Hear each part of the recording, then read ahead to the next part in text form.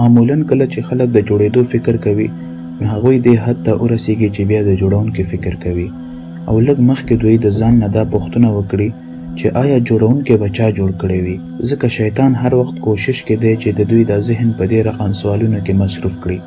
انس ابن مالک رضی الله عنه بیانوي چې رسول الله صلی الله علیه و آله وسلم فرمایي چې خلک به دا سوالونه نه پرېږدي تر څو چې دوی ووایي چې الله خو د هر څه جوړونکی دی، نو آیا الله به چا جوړ کړی وي؟ یو سخته پوښتنه د شیطان کوم چې ډېر خلک په شک کې راوړي.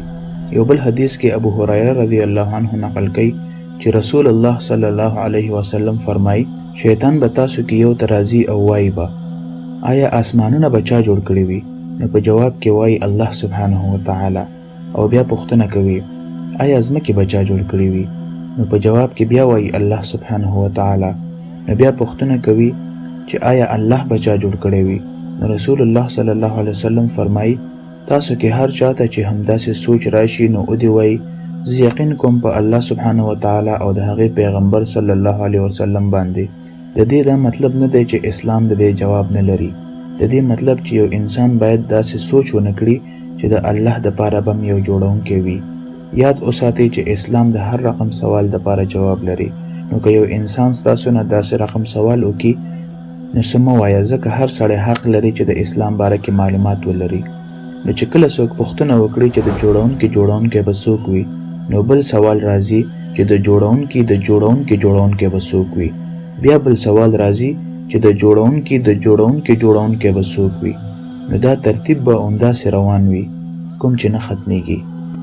دا اوله نقطه ده په فلسفه د ساینس کې. مثلا ساینس پوهان د سپوږمۍ د شاته داسې یو پوخ ماشین پیدا کی چې هغه کم امریکن یا رشین کازموناټس هلته نه یې پرېښودلی، نو یو بهترینه تشریح به څه وي دپاره د دې ماشینرۍ؟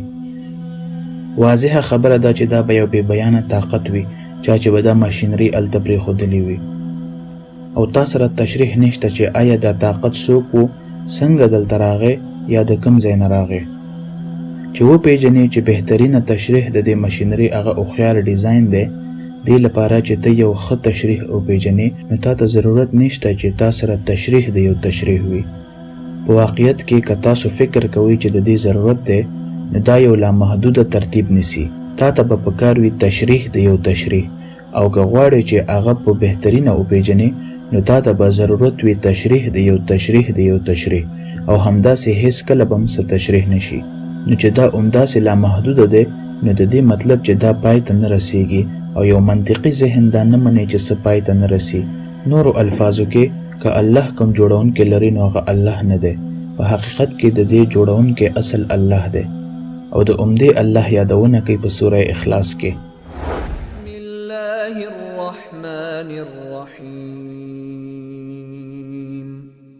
قل هو الله احد الله الصمد لم يلد ولم يولد ولم يكن له كفوا احد. نو ځکه باید یو حتمی جوړونکی وي، څوک چې تل پاتې کېدونکی وي، د چا له بې پناه طاقت له امله چې دا آسمانونه په جوړښت کې راغلي وي، او هغه هیڅ څوک نه بلکې یو الله سبحانه وتعالی دی.